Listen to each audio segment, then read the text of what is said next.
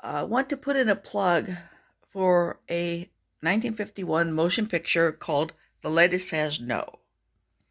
It stars it stars Joan Caulfield as a best-selling author. It stars David Niven as a rakish photographer, Bill Shelby, who's been assigned to do an article on her for Life magazine, and it also has Frances Bouvier, whom people know as Aunt Bee on the Andy Griffith Show.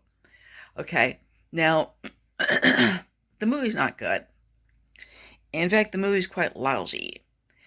It features pie fights that aren't particularly inspired, phony barroom brawls, this sort of thing, and its a strained attempt at comedy. Now, in addition, it has a premise that is really unreal. Okay, the premise is not credible at all. She has supposedly, Dorinda Hatch has written this book encouraging women to just say no. And it's become the #1 bestseller. A book promoting abstinence, whether it's from a feminist viewpoint, a religious viewpoint, a rationalist viewpoint, any viewpoint, is not going to become a #1 bestseller. Okay. Yeah. David Niven plays the rakish photographer who's going to show her the error of her quasi-feminist abstinence ways. And he kind of phones in his performance because I think that he knew that the whole film was kind of silly and foolish and just wasn't that interested in the project. Now, why is the film important? It's not a good movie, has a stupid premise. It's important because it is a prediction in 1951 of what a feminist movement would look like.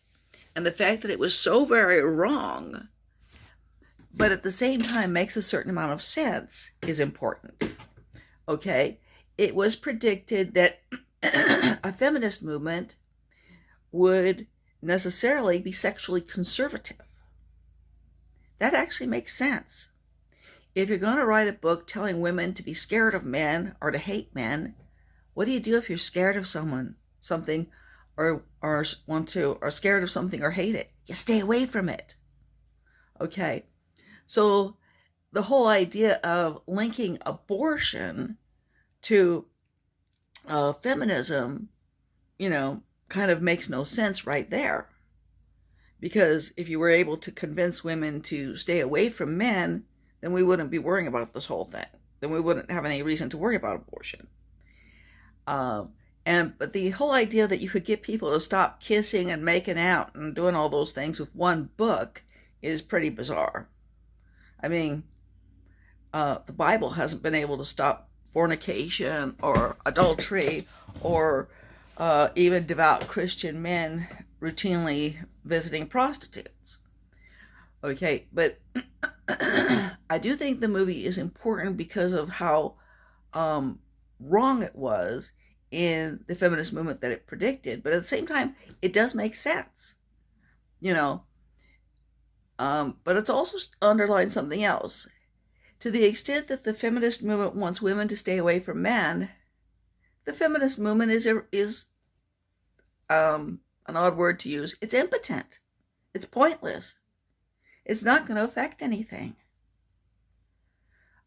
Because, there is a natural, you can only, go against biology so far or so strongly.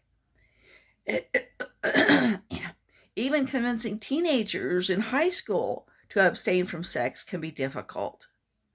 The idea that adult women as a group are all going to, adopt celibacy. Okay, obviously, this is 1951 and lesbianism doesn't exist in the movie's universe. Is kind of absurd, but at the same time, it does make a kind of sense. And for that reason, you ought to see the movie. Okay, or you ought to be aware of it and be aware of the, internal contradictions between the whole idea of feminism and free sex, or maybe any sex except for obviously what's necessary when you want to have a baby. Okay? Hope you liked hearing that.